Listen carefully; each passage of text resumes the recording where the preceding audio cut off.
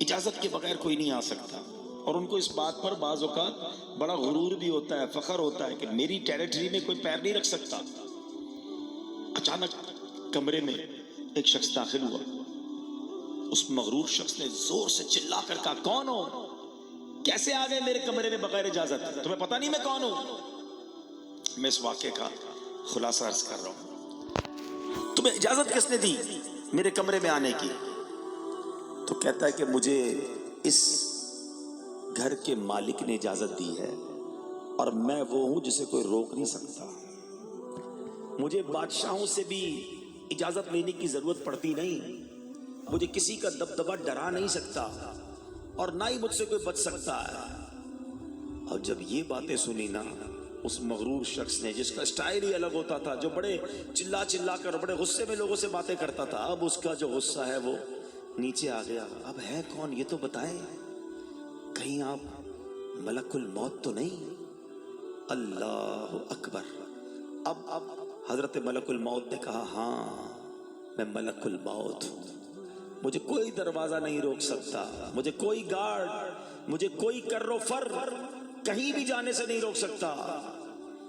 اب وہ کہتا ہے کہ حضور تھوڑی سی مہلت مل سکتی ہے، اگر آپ میری روح قبض کرنے آئے ہیں تو کچھ دن کچھ گھنٹے تو دیجئے نا، مجھے تو پتہ ہی نہیں ہے، مجھے کچھ توبہ کرنی ہے، کچھ نیکیاں کرنی ہے، کچھ نیک اعمال کرنے ہیں۔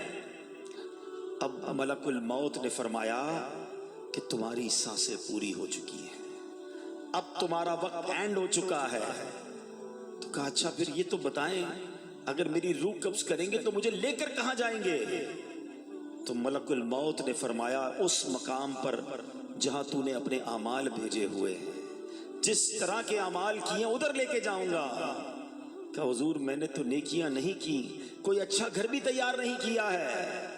ملک الموت نے فرمایا کہ پھر تمہیں بھڑکتی آگ کی طرف لے کر جائیں گے، جو تیرا گوشت نوچ لے گی۔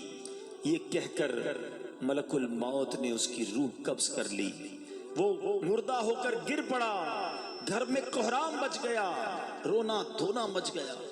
اس واقعے کے جو راوی ہیں حضرت یزید رکاشی رحمت اللہ تعالی فرماتے ہیں، اگر ان سوگواروں کو اس کے برے انجام کا پتہ چل جاتا تو اس سے زیادہ رونا دھونا مچاتے۔ اب میرے پیارے اسلام میں سوچئے، یہ ہمارے ساتھ بھی تو ہونا ہے نا، کبھی دفتر میں بیٹھے ہوں گے، کبھی گھر میں لیٹے ہوں گے، پتہ نہیں کبھی کہاں ہوں گے، اور اچانک ملک الموت آ جائیں گے اور ہماری روح قبض کر لی جائے گی، کوئی چانس نہیں ملے گا۔ جس کو مرنا ہو کیا وہ ایسے جیتا ہے جیسے ہم جی رہے ہیں؟ وہ شاعر لکھتے ہیں نا، جب اس بزم سے اٹھ گئے دوست اکثر اور اٹھتے چلے جا رہے ہیں برابر۔ ذرا غور تو کیجئے نا، آپ کے رشتہ داروں میں سے کتنے لوگ چلے گئے، آپ کے پڑوسیوں میں سے کتنے لوگ چلے گئے، ارے آپ کی عمر کے دوستوں میں سے کتنے لوگ چلے گئے، بلکہ میں تو ان لوگوں کو بھی جانتا ہوں کہ جن کی عمر مجھ سے کم تھی، وہ بھی دنیا سے چلے گئے۔ دھڑا دھڑ لوگ جا رہے ہیں۔ جب اس مذہب سے اٹھ گئے دوست اکثر اور اٹھتے چلے جا رہے ہیں برابر، یہ ہر وقت پیش نظر جب ہے منظر، یہاں پر تیرا دل بہلتا ہے کیوں کر، جگہ جی لگانے کی دنیا نہیں ہے، یہ عبرت کی جا ہے تماشا نہیں۔ ہم کیوں نہیں سوچتے کہ ہمیں مرنا ہے؟